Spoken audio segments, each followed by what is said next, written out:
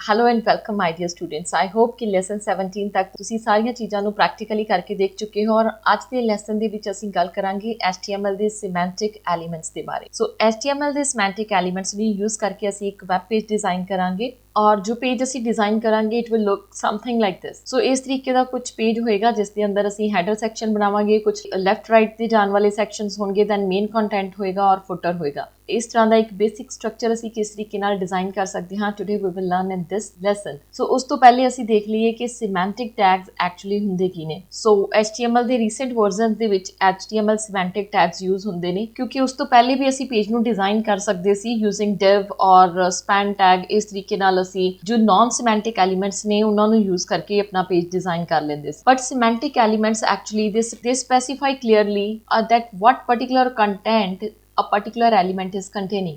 For example अगर असी कोई div class is equal to header ਜਾਂ div id is equal to header ਲਿਖ ਰਹੇ ਹਾਂ ਤਾਂ ਇਹ ਸਰਚ ਇੰਜਨ ਦੇ ਲਈ ਜਾਂ ਬਰਾਊਜ਼ਰ ਦੇ ਲਈ ਆਇਡੈਂਟੀਫਾਈ ਨਹੀਂ ਕਰਦਾ ਕਿ ਇਹ ਇੱਕ ਹੈਡਰ ਸੈਕਸ਼ਨ ਹੈ।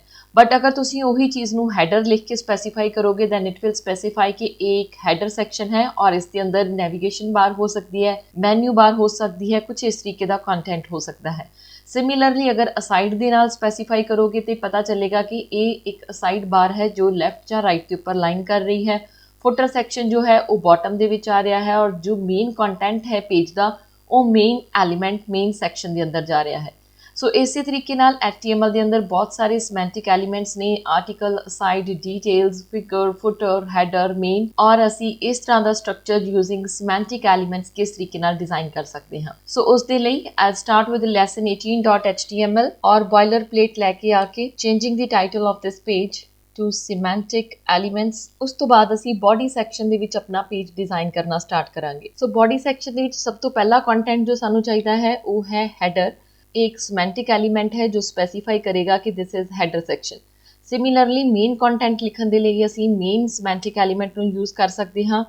हाँ ये चीज़ असीं इस तरीके नाल भी कर सकते सी जिस तरीके नाल div class is equal to main अगर लिख के करदे फिर मेन नूं स्टाइल कर लेंदे। This is also possible. So styling दे विच कोई ज़्यादा डिफरेंस नहीं आएगा बट येस डिफरेंस आंदा है उदों जदों साडा पेज सर्च इंजन नूं उसदा कंटेंट फाइंड आउट करन दे विच मुश्किल आएगी। It's better to use semantic elements as compare to non semantic elements wherever possible. मेन तो बाद असीं अपने पेज दे विच स्पेसीफाई करांगे दो असाइड सैक्शनस जो कि एक लैफ्ट और राइट साइड ते अलाइन करेगा। सो असाइड सैक्शन ਨੂੰ ਅਸੀਂ ਅਸਾਈਡ ਦੇ ਨਾਲ ਜਾਂ ਸਪੋਜ਼ ਅਸੀਂ ਇਸ ਨੂੰ div ਦੇ ਨਾਲ ਵੀ ਸਪੈਸੀਫਾਈ ਕਰਕੇ ਦੇਖ ਸਕਦੇ ਹਾਂ। ਸੋ ਮੈਂ ਇੱਕ div ਸੈਕਸ਼ਨ ਜੋ ਹੈ ਉਹ ਲੈ ਰਹੀ ਹਾਂ ਮੇਨ ਤੋਂ ਪਹਿਲੇ ਔਰ ਇੱਕ ਸੈਕਸ਼ਨ ਲਵਾਂਗੇ ਅਸੀਂ div ਤੋਂ ਬਾਅਦ। ਸੋ ਇਸ ਨੂੰ ਅਸੀਂ ਇੱਕ ਕਲਾਸ ਅਸਾਈਡ ਦੇ ਦਾਂਗੇ। ਸੈਕੰਡ ਅਸਾਈਡ ਸੈਕਸ਼ਨ ਅਸੀਂ ਲਵਾਂਗੇ ਮੇਨ ਤੋਂ ਬਾਅਦ। ਸਿਮਿਲਰਲੀ ਇਹ ਦੋਨੋਂ ਸੈਕਸ਼ਨਸ ਲਗਾਉਣ ਤੋਂ ਬਾਅਦ ਸਾਡੇ ਕੋਲ ਆ ਜਾਏਗਾ ਫੁਟਰ ਸੈਕਸ਼ਨ ਔਰ ਫਿਲਹਾਲ ਅਸੀਂ ਇਹਨਾਂ ਦੇ ਵਿੱਚ ਕੋਈ ਕੰਟੈਂਟ ਨਹੀਂ ਰੱਖਿਆ ਇਸ ਲਈ ਸਾਨੂੰ ਕੁਝ ਵੀ ਵਿਜ਼ੀਬਲ ਨਹੀਂ ਹੋਏਗਾ ਪੇਜ ਦੇ ਉੱਪਰ। अगर असी पेज के उपर कुछ आउटपुट देखना चाहते हैं सानू पता लगे कि ये हैडर सैक्शन का पार्ट है। सो इसलिए मैं हैडर सैक्शन के अंदर h2 यूज करके लिख रही हाँ दिस इज हैडर। सिमिलरली जो साइड है उसके अंदर असी लिख रहे हाँ लेफ्ट साइड और जो मेन है उसके अंदर again using h2 I am writing here this is main content और इसे तरीके नाल असी राइट साइड दे विच लिख रहे हाँ राइट साइड और फुटर सैक्शन दे विच भी लिख using h2 I am writing here this is footer section. So normally ये सारे सैक्शंस एक दूसरे तो बाद आ रहे हैं क्योंकि असी कोई स्टाइलिंग नहीं की, ऑटोमैटिकली कोई भी स्टाइलिंग नहीं करते। सो रोल प्ले इन्हां दा ये होएगा कि इस कंटेंट नू फाइंड आउट करन च हेल्प करनगे। सो हैड सैक्शन दे अंदर जाके हुण असी इस नू स्टाइल करना स्टार्ट करते हैं। सब बाय वन असी सारे सैक्शंस नू स्टाइल करांगे।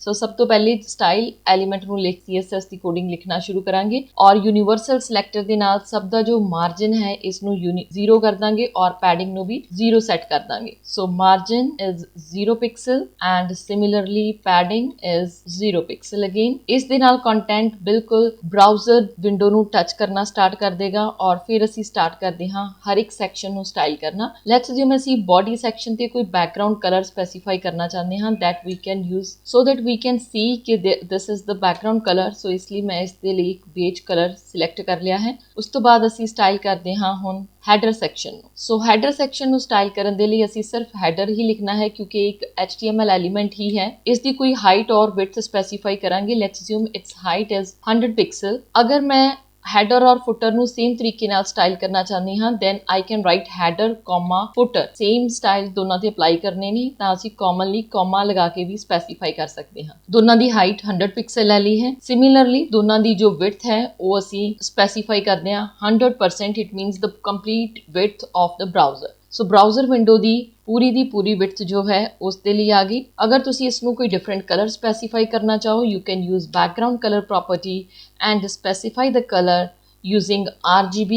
if I want to select a little light color, ਤੁਸੀਂ ਇੱਥੇ select ਕਰਕੇ ਕੋਈ ਹੋਰ ਕਲਰ ਚੂਜ਼ ਕਰ ਸਕਦੇ ਹੋ। so this is the value, hexadecimal ਦੇ ਵਿੱਚ ਆ ਗਈ ਹੈ ਵੈਲਿਊ ਨੂੰ। ਕੰਟੈਂਟ ਜੋ ਹੈ ਥੋੜਾ ਲਾਈਨਸ ਤੋਂ ਹਟ ਜਾਏ ਇਸ ਲਈ ਅਸੀਂ ਪੈਡਿੰਗ ਯੂਜ਼ ਕਰ ਸਕਦੇ ਹਾਂ। ਪੈਡਿੰਗ ਦੇ ਲਈ let's assume we are using 20 pixel padding.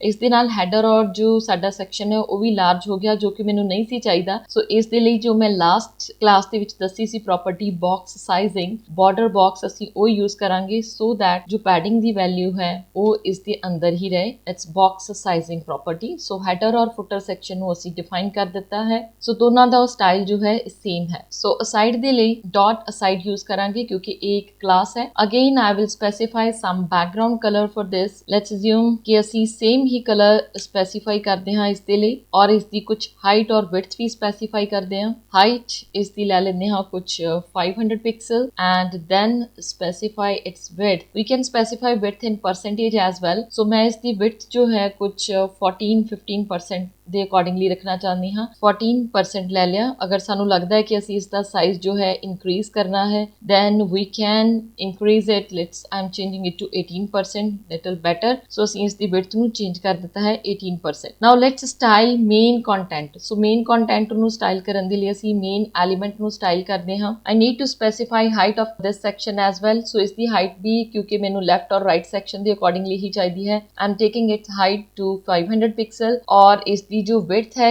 Already ਜੋ ਸਾਡੇ ਕੋਲ ਬਰਾਊਜ਼ਰ ਵਿੰਡੋ ਸੀ ਉਸ ਦਾ 14% 28% ਏਰੀਆ ਅਸੀਂ ਦੇ ਚੁੱਕੇ ਹਾਂ। ਸੋ ਸਾਡੇ ਕੋਲ ਜੋ ਰਿਮੇਨਿੰਗ ਏਰੀਆ ਹੈ that is approximately 70%। ਸੋ ਇਸ ਲਈ ਮੈਂ ਕੁਝ 71% ਏਰੀਆ ਇਸ ਸੈਕਸ਼ਨ ਨੂੰ ਦੇ ਰਹੀ ਹਾਂ। ਸੋ ਨਾਲ ਹੀ ਅਸੀਂ ਇਸ ਸੈਕਸ਼ਨ ਦਾ ਕੁਝ ਬੈਕਗਰਾਊਂਡ ਇਮੇਜ ਜਾਂ ਬੈਕਗਰਾਊਂਡ URL ਸਪੈਸੀਫਾਈ ਕਰ ਦਿੰਦੇ ਹਾਂ। Let's specify background image here so that we are revising all our properties that we have done in the previous classes। so ਇਸ ਦੇ ਵਿੱਚ ਅਸੀਂ ਸਪੈਸੀਫਾਈ ਕਰਾਂਗੇ URL ਜੋ ਕਿ ਹੈ image। ਮੇਰੇ images folder ਦੇ ਅੰਦਰ I am choosing this image travel.jpg। ਸੋ ਇਸ ਇਮੇਜ ਨੂੰ ਲੈ ਲਿਆ। I think still this size is large। ਇਹਨੂੰ 70% ਲੈ ਕੇ ਦੇਖਦੇ ਹਾਂ। so this is 70 or 71% we will try to set। ਸੋ ਇਹ ਸਾਡੇ ਕੋਲ ਮੇਨ ਕੰਟੈਂਟ ਆ ਗਿਆ। Now if will check the output. So ਸਾਡੇ ਕੋਲ ਆਊਟਪੁੱਟ ਕਿਸ ਤਰੀਕੇ ਨਾਲ ਆ ਰਹੀ ਹੈ।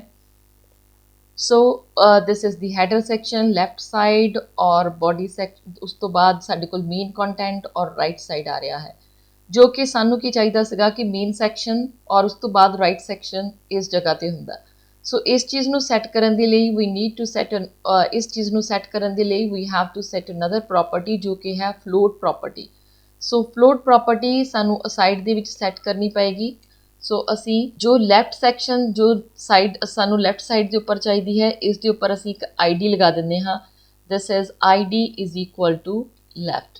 ਕਿ ਇਸ ਜਗ੍ਹਾ ਕਿ ਇਹ ਵਾਲਾ ਜੋ ਅਸਾਈਡ ਹੈ ਇਹ ਲੈਫਟ ਸਾਈਡ ਦੇ ਉੱਪਰ ਜਾਣਾ ਚਾਹੀਦਾ ਹੈ ਔਰ ਸਿਮਿਲਰਲੀ ਜੋ ਅਸੀਂ ਰਾਈਟ ਸਾਈਡ ਦੇ ਉੱਪਰ ਲੈ ਕੇ ਜਾਣਾ ਚਾਹੁੰਦੇ ਸੀ ਉਹਦੇ ਉੱਪਰ ਅਸੀਂ ID ਲਗਾ ਰਹੇ ਹਾਂ ਰਾਈਟ। ਸੋ ਇਹ ਦੋਨੋਂ IDs ਨੂੰ ਹੁਣ ਸਟਾਈਲ ਕਰਨ ਦੇ ਲਈ ਅਸੀਂ ਇੱਕ ਪ੍ਰੋਪਰਟੀ ਯੂਜ਼ ਕਰਾਂਗੇ ਫਲੋਟ ਪ੍ਰੋਪਰਟੀ। ਸੋ ਹੈਸ਼ ਦੇ ਨਾਲ ਅਸੀਂ ID ਸਪੈਸੀਫਾਈ ਕਰਦੇ ਹਾਂ। ਸੋ ਸਭ ਤੋਂ ਪਹਿਲੇ ਲੈਫਟ ਦੇ ਅੰਦਰ ਪ੍ਰੋਪਰਟੀ ਸੈੱਟ ਕਰਾਂਗੇ ਫਲੋਟ ਜੋ ਕਿ ਹੈ ਲੈਫਟ। ਇਹ ਲੈਫਟ ਸਾਈਡ ਦੇ ਉੱਪਰ ਆ ਜਾਏਗਾ ਔਰ ਸਿਮਿਲਰਲੀ ਰਾਈਟ ID ਸਪੈਸੀਫਾਈ ਕਰਨ ਦੇ ਲਈ ਅਸੀਂ ਹੈਸ਼ ਰਾਈਟ ਯੂਜ਼ ਕਰਕੇ ਲਿਖਾਂਗੇ this should flow to the right side। yes it is going to the right side but still ਜੋ ਸਾਡੀ width ਹੈ ਉਸ ਦੇ ਅਕੋਰਡਿੰਗਲੀ ਇਹ ਸੈੱਟ ਨਹੀਂ ਆ ਰਿਹਾ ਕਿਉਂਕਿ ਸਾਨੂੰ ਮੇਨ ਸੈਕਸ਼ਨ ਨੂੰ ਵੀ ਫਲੋਟ ਕਰਨਾ ਪਏਗਾ ਔਰ ਮੇਨ ਸੈਕਸ਼ਨ ਨੂੰ ਫਲੋਟ ਅਸੀਂ ਕਰਦੇ ਹਾਂ towards left। now let's check। yes क्योंकि ਸਾਡੇ ਕੋਲ राइट और लेफ्ट साइड ਦਾ ਸਾਈਜ਼ ਜ਼ਿਆਦਾ ਹੈ इसलिए फिर जो है सेक्शन कंप्लीट नहीं आ रहा। We need to either decrease this left side और राइट साइड। इसनों थोड़ा डिक्रीज करना पएगा। सो इस दी विड्थ नूं डिक्रीज करते हाँ because I have given 70% to main. Right नूं असी जो असाइड है उसनों असी 18 36। Yes obviously this is increasing. So इसनों असी ਪਹਿਲੇ ਦੀ ਤਰ੍ਹਾਂ 14% ਹੀ ਰੱਖਦੇ ਹਾਂ। ਸੋ ਅਗਰ ਅਸੀਂ ਇਹਨੂੰ 14% ਰੱਖੀਏ then this is right side ਔਰ footer section ਜੋ ਹੈ ਉਹ ਨੀਚੇ ਜਾ ਰਿਹਾ ਹੈ। But yes, there is some little part of the body section is visible here. Yes, ਅਗਰ ਅਸੀਂ ਇਸ ਨੂੰ 15% ਕਰ ਦਿੱਤਾ ਹੈ now it is okay। ਔਰ ਸਿਮਿਲਰਲੀ ਫੁੱਟਰ ਸੈਕਸ਼ਨ ਜੋ ਹੈ ਉਹ ਬਾਟਮ ਸਾਈਡ ਦੇ ਉੱਪਰ ਆ ਰਿਹਾ ਹੈ। ਫੁੱਟਰ ਸੈਕਸ਼ਨ ਦੀ ਵੀ ਕੁਝ ਸਟਾਈਲਿੰਗ ਅਸੀਂ ਅਗਰ ਹੈਡਰ ਜਾਂ ਫੁੱਟਰ ਦੀ ਸੇਮ ਕਰਨਾ ਚਾਹੁੰਦੇ ਹਾਂ ਉਹ ਅਸੀਂ ਪ੍ਰੋਪਰਟੀਜ਼ ਆਲਰੇਡੀ ਲੈ ਲਈਆਂ ਸੀ। ਨਾਓ ਜੋ ਚੀਜ਼ ਅਸੀਂ ਡਿਫਰੈਂਟ ਕਰਨੀ ਹੋਏਗੀ ਉਹਨੂੰ ਤੁਸੀਂ ਆਈਡੀ ਦੇ ਨਾਲ ਸਪੈਸੀਫਾਈ ਕਰ ਸਕਦੇ ਹੋ।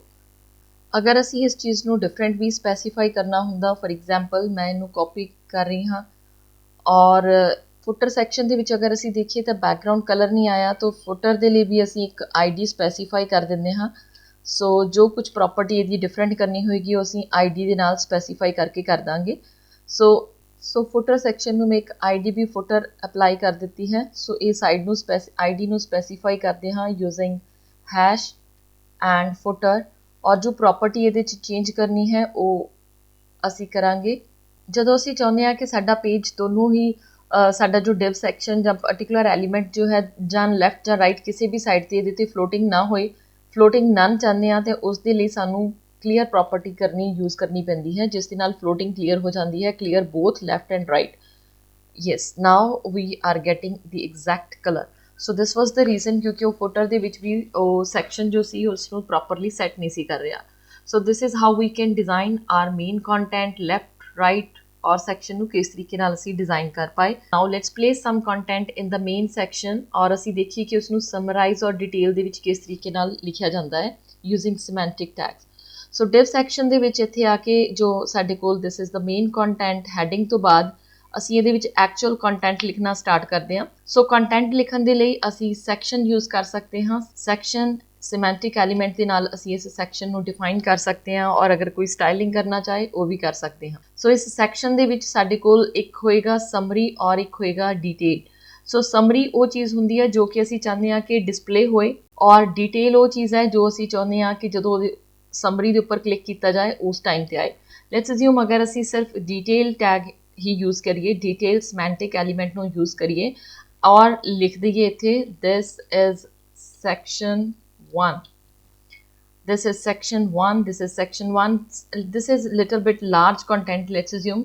so इसलिए इसनू कॉपी करके ਅਸੀਂ बार-बार पेस्ट कर रहे हैं this is section 1, this is section 1 और इस सेक्शन ਦੇ ਅੰਦਰ ਇੱਕ ਚੀਜ਼ ਨੂੰ ਅਸੀਂ ਸਪੈਸੀਫਾਈ ਕਰ ਰਹੇ ਹਾਂ ਸਮਰੀ। ਸੋ ਸਮਰੀ ਉਹ ਚੀਜ਼ ਹੋਏਗੀ ਜਿਹੜੀ ਕਿ ਡਿਸਪਲੇ ਹੋਏਗੀ। ਫॉर एग्जांपल अगर मैं डिस्प्ले करवाना चाहती हाँ section 1 then I will write like this।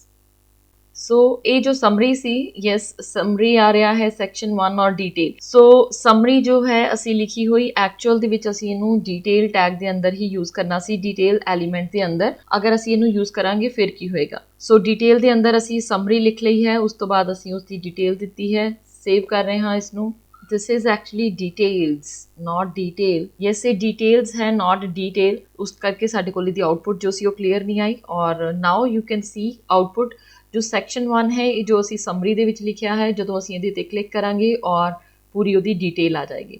ਸੋ ਇਸ ਤਰੀਕੇ ਨਾਲ ਅਸੀਂ ਇਸ ਸੈਕਸ਼ਨ ਦੇ ਅੰਦਰ ਸਮਰੀ ਔਰ ਡਿਟੇਲ ਨੂੰ ਸਪੈਸੀਫਾਈ ਕਰ ਸਕਦੇ ਹਾਂ। ਵੀ ਸਬ ਸੈਕਸ਼ਨਸ, ਆਰਟੀਕਲਸ ਇਸ ਤਰੀਕੇ ਨਾਲ ਡਿਫਾਈਨ ਕੀਤੇ ਜਾ ਸਕਦੇ ਨੇ। So this is the basic structure. ਔਰ ਜੋ ਸਾਈਟ ਤੁਸੀਂ ਐਕਚੁਅਲ ਕੰਟੈਂਟ ਰੱਖ ਕੇ ਇਸ ਤਰ੍ਹਾਂ ਸਿਮੈਂਟਿਕ ਟੈਗਸ ਦੇ ਵਿੱਚ ਡਿਜ਼ਾਈਨ ਕੀਤੀ ਹੈ, please tell me in the comments how does it look like. और ਤੁਹਾਨੂੰ ਇਹ ਪੇਜ ਆਪ ਡਿਜ਼ਾਈਨ ਕਰਕੇ ਕਿਸ ਤਰ੍ਹਾਂ ਦਾ ਲੱਗ ਰਿਹਾ ਹੈ। I hope this lesson is clear to you. In case you have any query, any doubt, please comment.